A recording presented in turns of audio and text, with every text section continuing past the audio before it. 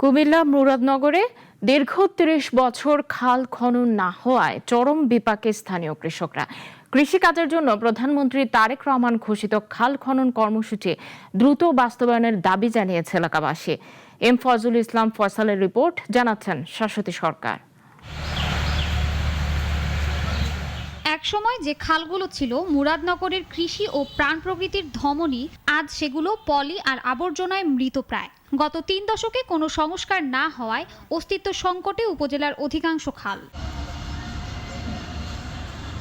স্থানীয়দের অভিযোগ, খাল দখল করে অবাধে ৩ ফসলি জমি ভরাট এবং অবৈধ ড্রেজার দিয়ে মাটি কাটার মহোৎসবে প্রকৃতি হারিয়েছে তার স্বাভাবিক গতিপথ। এতে যেখানে পানি থাকার প্রয়োজন সেখানে থাকছে না পানি, অন্যদিকে যেখানে প্রয়োজন নেই সেখানে তৈরি হচ্ছে স্থায়ী জলাবদ্ধতা।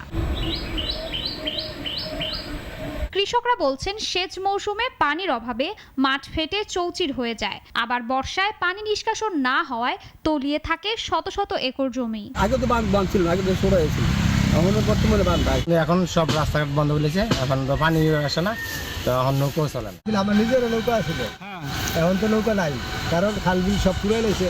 আমরা নৌকা দিয়ে কি চলাচল করা। দ্রুত এই অঞ্চলে প্রধানমন্ত্রী তারেক রহমানের গৃহীত খাল খনন ও কৃষি উন্নয়ন কর্মসূচি বাস্তবায়নের দাবি স্থানীয়দের।